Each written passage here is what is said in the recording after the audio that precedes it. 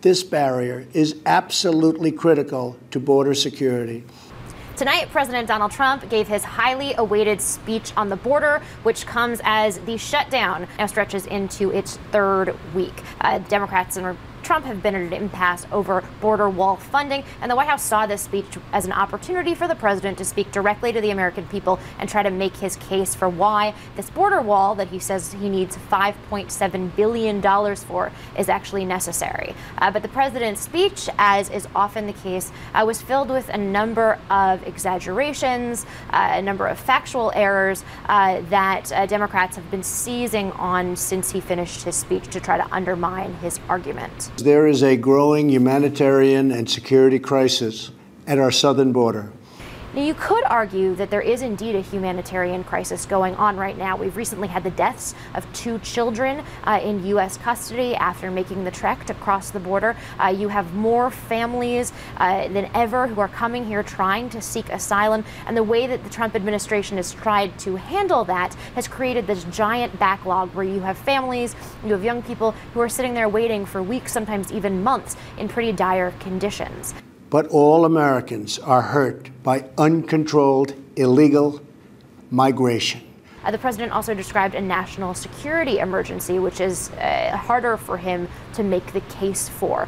For instance, there's been a pretty dramatic drop, for instance, in the number of illegal immigrants who are caught trying to cross the border between ports of entry, trying to enter illegally.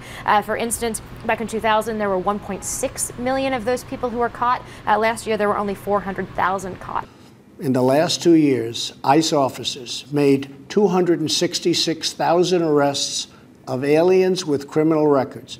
In fact, studies have shown that immigrants actually commit fewer crimes than native-born Americans do. Our southern border is a pipeline for vast quantities of illegal drugs. The only problem with his argument is that the vast majority of illegal drugs that are believed to be smuggled into the country are not actually done so between ports of entry. They're done at the border crossings with people trying to hide drugs, putting them on their persons, hiding them in vehicles as they cross through the border. Democrats will not fund border security.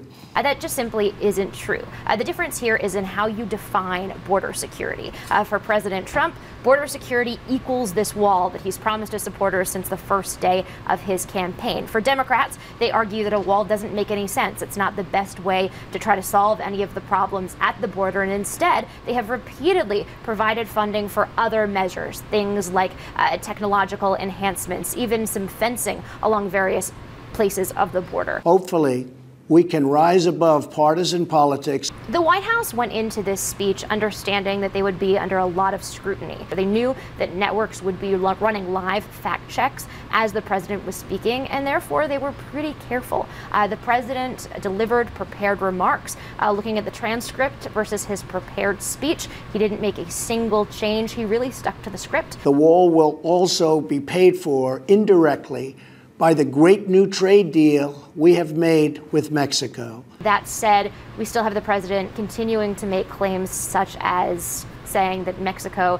is actually indirectly paying for the wall via this new Mexico-Canada trade agreement. That agreement hasn't even been ratified yet. So he continues to pepper his speech, even when they try very carefully to stick as closely to their statistics as possible. He still insists on including things that just aren't factually accurate.